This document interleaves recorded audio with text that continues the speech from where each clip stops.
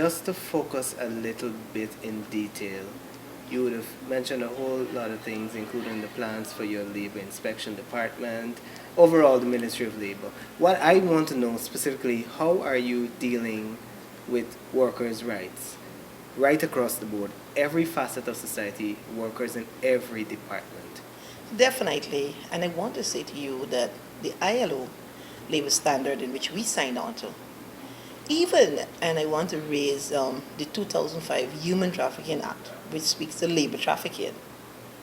The labor laws even protect for non-nationals. So right across the board, be it private sector, public sector, be it Guyanese, be it Trinidadian, once you're here in our labor workforce, then you're protected under the law.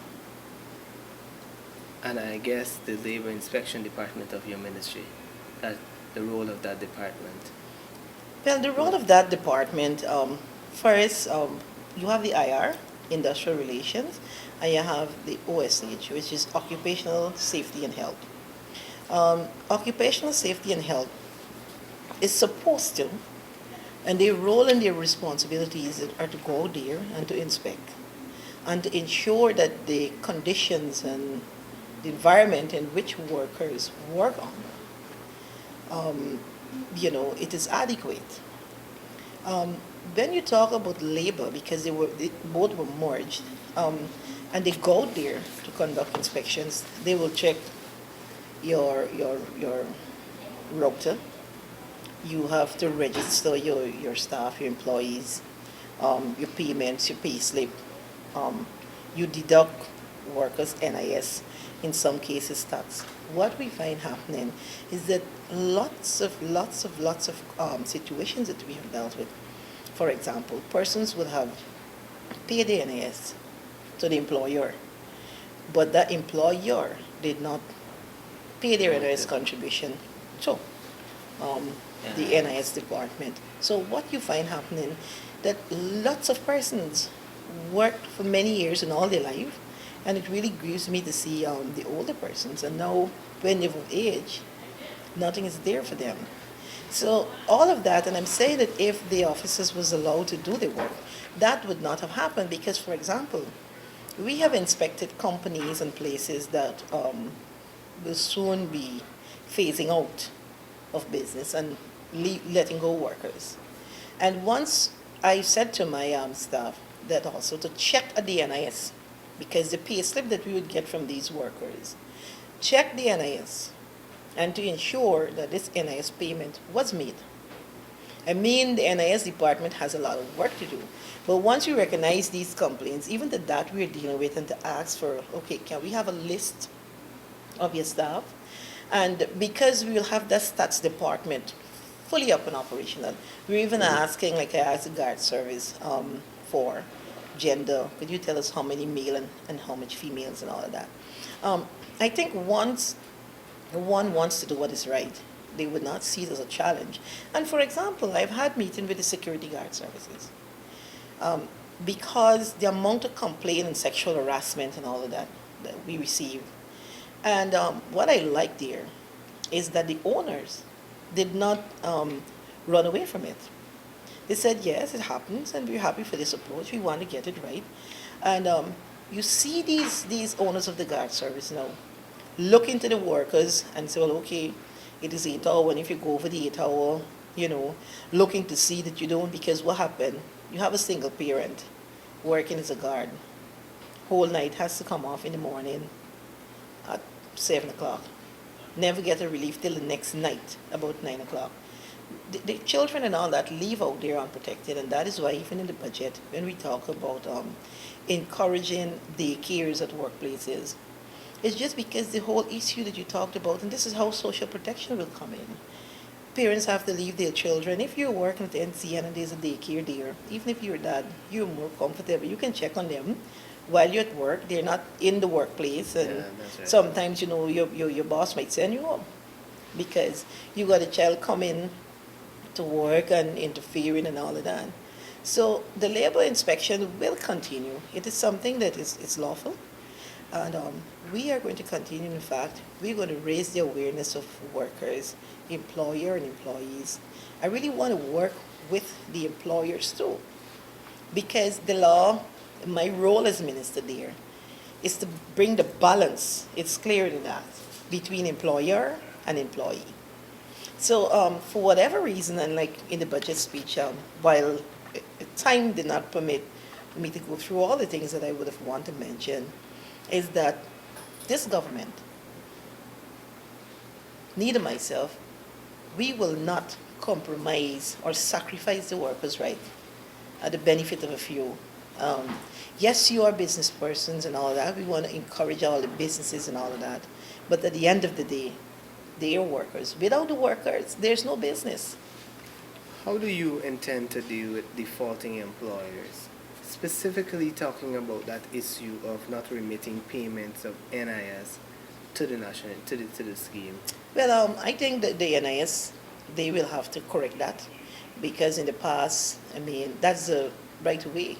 They should be placed before the court, and the court and all needs to, how they look at it. Because I tell you what, some employers, and I'm saying some, I'm not saying everybody, they would go down the road as if it is slavery. Have you work and you work for 500, a million, $200,000, and they don't care. When you go to labor, they don't care because they're in the frame of mind.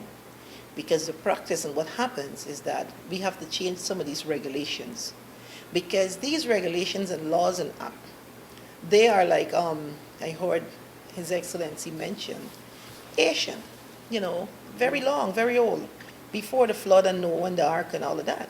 Can we see So any changes to these anytime soon? definitely, because what happened when one would work for that amount of money, and then when you go to the court, and the maximum the magistrate cost is $100,000, right away it puts a lot of employers in the position in that practice, and which is bad. And I'm even talked to in my presentation about contract workers to government. Contractors are contracted to government, working with government for billions of dollars, and deliberately not paying their employees. The last contract I dealt with is a contractor working through the office of president. All wages.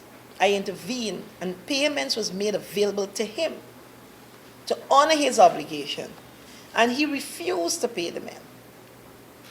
Refused to pay the man. So these things are very deliberate. And I mean, there's some large companies where you look at the amount of files and complaints, and labor can't speak to them. I want to touch on something that mentioned in my absence in Parliament about the training of the officers at labor. It is a fact. We have a lot of technical people. I think the chief labor officer and all the staff there.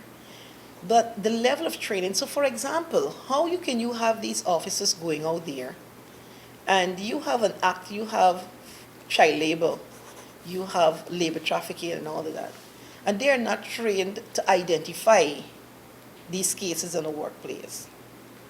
It definitely tells you that more training is needed.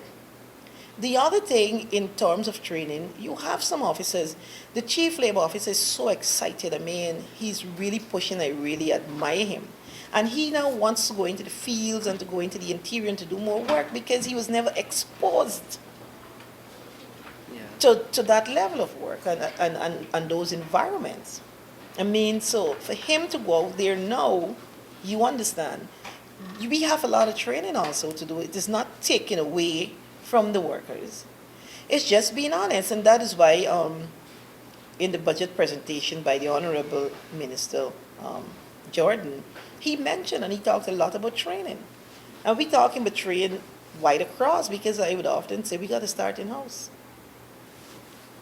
What are some, or maybe one or two, immediate plans you have for the labor sector, which with regard the effective implementation of labor laws to the benefit of all? Well, they have these draft regulations.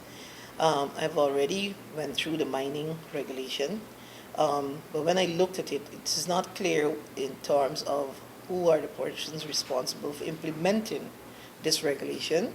So we have the noise manufacturing, it is in my presentation, but what we're doing now is reviewing those regulations to ensure that when we bring them to the Parliament, it is a regulation that indeed will make a difference. It will really strengthen the act. So that is something that is ongoing right now. I sat down with Mr. Wilford, and we are pulling together. We're going to go out and do consultation and consult with the private sector and all of that, and definitely bring it to Parliament. So that is something that one could expect in the near future. We hope to wrap those up and bring it up to the Parliament, just approval, and that immediately those can factor into some of the changes. I know you have to get back to the chambers, Minister. Can you tell me finally, what is your overall objective, or where do you see, maybe at the end of, or by 2020, like we talk about Vision 2020, labor relations in Guyana? Well, that is a wonderful question.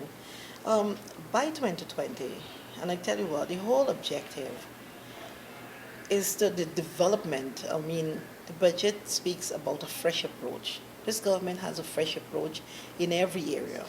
And we want for the labor sector, for the workers, the working class of people in this country, and the employers, to have a more healthier working relationship, one that is more principled and very clear, and that they both respect the rights of each other. If we can accomplish that in itself, I think we will be making some major step ahead at the end of the day. And for example, I said to the security heads, I would really love to see at the end of the day where the guard service can attract more skilled persons. You find persons who want to have that job there, where the guard is in the hut, well dressed, drive to work with the car, and they're in the hut, and they can look at a computer and see the back of the building, the front of the building, and the side of the building, rather than to be in a hut, go around the side or sitting in front, and sometimes death could face them right there. And maybe traveling all over the world, and this is what is happening. So I mean, everything that we're doing now, it's with a vision, it's a plan. And those vision, I mean, Guyanese, in 5 years' time, in 2020, I think you will really be seeing a different Guyana. You imagine a skilled person, young boy or girl out of school and going and apply for a job as a security guard, and have such pride and such esteem to go to work. I mean, long gone the days. We have to move forward. I mean, the guard, for example, outside the labor and sitting in the hut, and somebody could go in from the back, empty the whole building, and you have the presence of the security guard there. How effective is it? You know? So I wish we have more time and can sit down. I know you're really long to have a great interview with me. It's a beautiful picture. I am looking at it. It's a beautiful picture. And we wish you good luck in implementing all the projects, everything. Thank you. I just look for the support of the Guyanese people, both employers and employees, because we definitely will be putting Guyana in a different place.